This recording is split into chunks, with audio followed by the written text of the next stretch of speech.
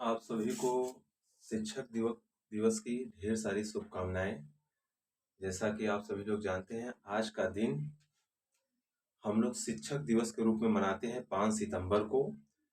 और ये शिक्षक दिवस सर्वपल्ली डॉक्टर राधाकृष्णन के जन्म दिवस के उपलक्ष्य में मनाया जाता है प्रतिवर्ष। तो ये जो डॉक्टर राधाकृष्णन थे, ये एक अच्छे टीचर के साथ साथ एक अच्छे वक्ता, एक कुशल दार्शनिक और एक राजनीतिज्ञ, इतना सारा पोस्ट इनके पास था।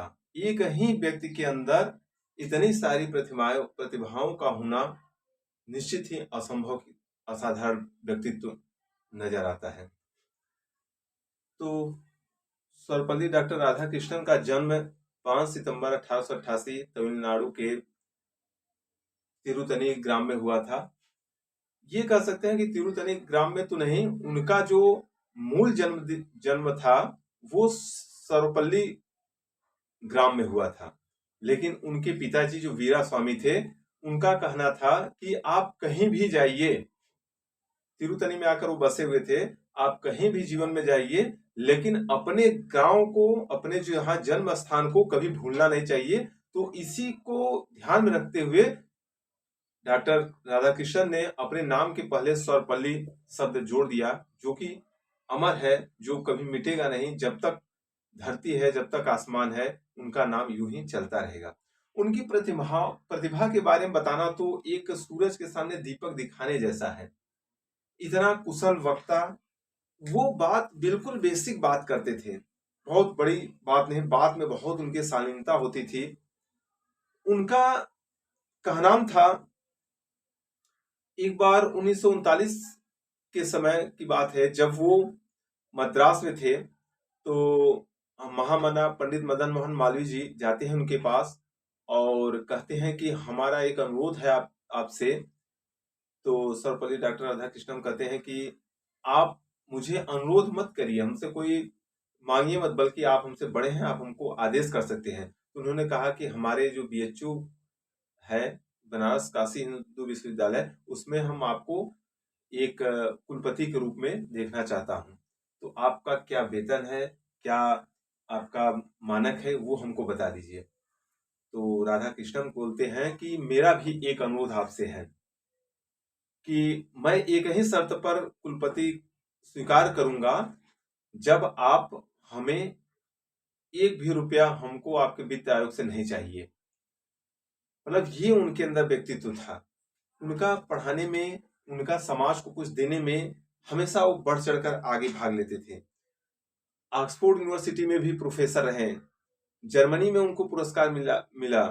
इसके बाद जो नाइटहुड की उपाधि थी अंग्रेजों द्वारा, सर की उपाधि भी, उससे भी उनको नवाजा गया।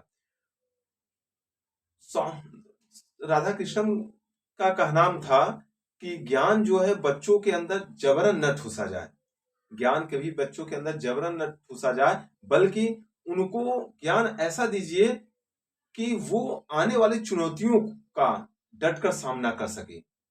केवल डिग्रियां लेकर केवल बड़े बड़े पोस्ट पर पहुंच जाना, केवल इतना ही शिक्षा का उद्देश्य नहीं होना चाहिए, बल्कि शिक्षा का ये उद्देश्य होना चाहिए कि वो जब डिग्रियों के बाद, पढ़ने के बाद जब समाज में जाएं, तो उनको आने वाले जो चुनौतियां हैं, उनको किस तरीके से फेस कर सके।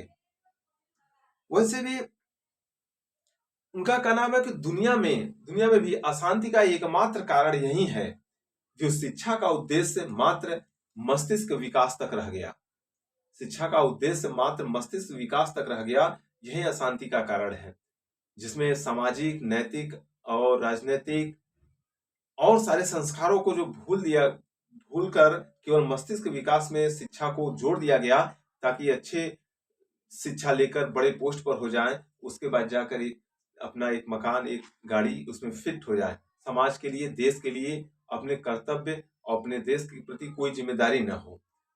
ये बात नहीं होनी चाहिए। शिक्षा का उद्देश्य सभी पहलुओं का विकास करना है, और आने वाले जितने भी चुनौती हैं, जब समाज में पढ़ लिख कर जा रहा है, तो क्योंकि जो जीवन का ज्ञान है, अनुभव का ज्ञान, जीवन का ज्ञान, वो किसी किताबी ज्ञान से नहीं मिल सकता है।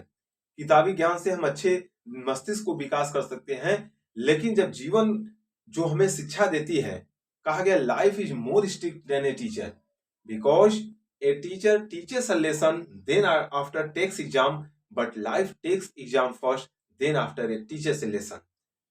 तो शिक्षक एक का टॉपिक को पढ़ाता है, उसके बाद उसी टॉपिक से एग्जाम लेता है, लेकिन लाइफ जीवन जो हमें सिखाता है, पहले सिखाता है उसके बाद कुछ ज्ञान उसमें देता है। पहले ठोकर लगता है जीवन के इसमें, पहले एग्जाम उसके बाद कुछ सीख मिलती है। तो वैसे भी कहा गया है कि संस्कार विहीन शिक्षा और मानवता विहीन विज्ञान और वैराग्य के बिना धर्म, ये कूड़े में डालने के समान है।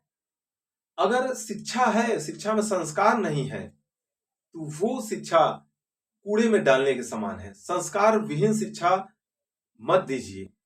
शिक्षा हो जिसमें संस्कार हो, जिसमें अपने देश के प्रति लगाव हो, जिस माटी में है, जिसमें पले हैं, जिसके अन्न खाकर जहां से हम बड़े फले हैं, उसके प्रति जिम्मेदारी होनी चाहिए। शिक्षा ऐसा हो। शिक्षा का मतलब ऐसा ना हो कि केवल, अभी कोरोना काल की घटनाएं थी। एक व्यक्ति था, कभी जीवन में असफल नहीं हुआ, हाई स्कूल, इंटर, तमाम बड़े बड़े डिग्रियां बहुत हाई नंबर से पास किया, आईआईटी किया, उसके बाद अमेरिका बड़े शहर में जाकर शिफ्ट हो गया, बड़ी मोटी उनको रकम मिलने लगी, पेमेंट उनका पैकेज, अच्छा पैकेज मिलने लगा। लेकिन एक समय जब कोरोना काल आया, उनका सारा पैकेज खत्म हो गया, तो उन्होंने कभी असफलता को कभी झेला ही नहीं था वो व्यक्ति।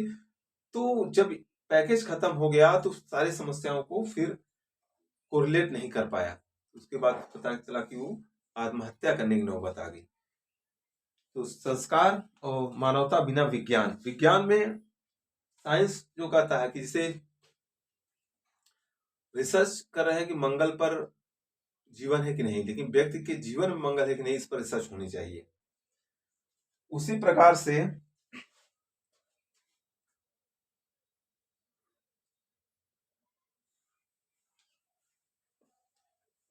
और वैराग बिना धर्म, धर्म में वैराग होनी चाहिए। आप धर्म की बात कर रहे हैं और बड़े बड़े होटल, बड़े बड़े कार, बड़े बड़े जहाज, पूरे जीवन का ऐश ले रहे हैं। जन के पैसों से आप कितना ऊंचाई पर पहुंच रहे हैं, कितना जीवन का आनंद ले रहे हैं, और अंदर वैराग, त्याग की भावना नहीं है, सहन क्षमता नहीं है, तो वो, उसके बिना धर्म, वैराग बिना धर्म का कोई अर्थ नहीं रह जाता। इसी प्रकार कहा गया है, व्यक्ति, ये हमारा जो देश है, देश हमारा द्रोणाचार्य और सत्यव्रत, ऐसे बड़े बड़े लोगों का देश है। द्रोणाचार्य ने बिना शिक्षा दिए, यहाँ तक कि एकलव्य, एकलव्य जो उनके शिष्य थे, शिक्षा भी नहीं ग्रहण किए, और द्रोणाचार्य ने जब उनको शिक्षा भी नहीं दिया, लेकिन जब द्रोणाचार्य को गुरु अपना मान लिए थे एकलव्य, तो गुरु दक्षिणा के रूप में जब उनके सामने प्रस्तुत होते हैं, तो द्रोणाचार्य के एक बार कहने पर अपना अंगूठा काट कर दे देते हैं। ये हमारे देश की परंपरा है, ऐसी हमारी सभ्यता है, संस्कृति। जो देवव्रत था शिष्य एक गुरु के, वो पढ़ा रहे थे क्लास में, अचानक बारिश होने लगी। उनके मन में आया कि मेड़बंदी तो हमने ठीक से नहीं किया, कहीं मेरे खेत का मेड़ टूटकर पानी बाहर न चला जाए। तो ये सुनकर उनका शिष्य जो है भाग कर जाता है और जाकर मिट्टी का लेप उस पर लगाता है, लेकिन पानी की धारा इतना तेज होती है कि वो लेप बर्दाश्त नहीं हो पाता है। तो उसके बाद वो अपने आप को वहां सो जाता है, रात भर सोता है ताकि पानी इस पार से उस पार न जाए, खेत में पानी न होने पाए। ऐसा संस्कृति है, ऐसा हमारे देश का इतिहास रहा है, गौरवपूर्ण इतिहास। शिक्षा में कुछ जो विविधताएं आ गई है, कुछ गुरु शिष्य के बीच में दूरी, क्या कारण इसका है कहा गया है, ज्ञान दान समदान नहीं, गुरुपद कितना सम्मानित है, फिर कुछ कमियां आ गई, आज गरिमा होती क्यों अपमानित है। ऐसा क्यों है हो रहा, आज किसकी जिम्मेदारी, दोषी अनुदानित वित्तहीन अथवा कॉलेज है सरकारी। हे विद्या धर्म के अधिकारी, खुद ही खुद के दिल में निहार, यह सोच के दिग्दर्शक हो, कैसा हो देश का कर्णधार, कैसा हो देश का कर्णधार। तो हमको सोचना है कैसा देश का कर्णधार हूं। आज गुरु पढ़ा रहे हैं तो शिष्यों की संख्या एक समय था बहुत ज्यादा होती थी, इतना सम्मान होता था। आज बच्चों को भी कुछ सीखना है तो गूगल पे ज्यादा विश्वास कर रहे हैं, तो हमको भी उस योग्य बनाना है। लेकिन फिर भी आज तक ऐसा कोई मशीन, कोई ऐसा सिस्टम नहीं बना है जो बच्चों के अंदर झांक कर देख कर बता दे कि ये पढ़ने में समझ में इसको आया कि नहीं आया। आप YouTube पर देख रहे हैं, कहीं भी देख रहे हैं, तो वही चीज को पूरा कंठस्थ करना फिर भी गुरुओं की जरूरत है, क्योंकि गुरु के पास कई फॉर्मूला होते हैं, ABCD कई प्लान लेकर चलते हैं। अगर आपको एक ट्रिप से बताते हैं, अगर आपको नहीं समझ में आता है तो गुरु के नजर से आप जब गुरु देखते हैं तो समझ जाते हैं कि इस बच्चे को समझ में नहीं आया। तुरंत वो अपने पैटर्न को चेंज कर देते हैं, बी प्लान को ट्रीट करते हैं। हो सकता है तब समझ में आए, उससे भी नहीं समझ में आएगा तो सी प्लान को कई प्लान लेकर चलते हैं, किसी न किसी प्लान से आपको समझा ही दिया जाता है। जो कि ऐसा आप गूगल पे देखेंगे कहीं सर्च करके तो बस एक प्लान जो है उसी प्लान पे ही आपको बताया जाएगा। एक बार नहीं समझ में आया, कई बार में नहीं समझ आया। तो गुरु का स्थान हमेशा रहेगा, बना रहेगा, क्योंकि वो उनका लगाव होता है शिष्य से, उनकी भावनाओं से जुड़े हैं, हर एक तार से जुड़ा हुआ उनका होता है। तो वो समझ जाते हैं किस बच्चे को समझ में आया है, किसको नहीं समझ में आया है। वो अपने प्लान को चेंज करके बताएंगे। और गुरु को भी ऐसा होना चाहिए, क्योंकि बच्चे जो है टीचर के हर एक एक्टिविटी को अपने अंदर ढालने की कोशिश करते हैं। उनका पहनावा कैसा है, उनका चाल चलन कैसा है, उनका बोलने का स्टाइल कैसा है, वो कैसे लिखते हैं, कैसे बोलते हैं, क्योंकि उनके सारे व्यक्तित्व का एक बच्चे के ऊपर पूरा पूरा प्रभाव पड़ता है। और जो व्यक्ति बच्चे को आपके पास छोड़ दिया है तो आपकी भी जिम्मेदारी है कि उसे कितना ज्ञान, कितने अच्छे संस्कार उसके अंदर डालें, उसके अंदर कितना चेंजेस लाएं। विकास एक सकारात्मक प्रवृत्ति में हो, विकास हो लेकिन एक सकारात्मक प्रवृत्ति में होना चाहिए। बच्चे के अंदर एक अच्छाई का चेंजेस हो, जो चेंज हो उसके अंदर जो डेवलप हो, अच्छाई के राह में हो डेवलप।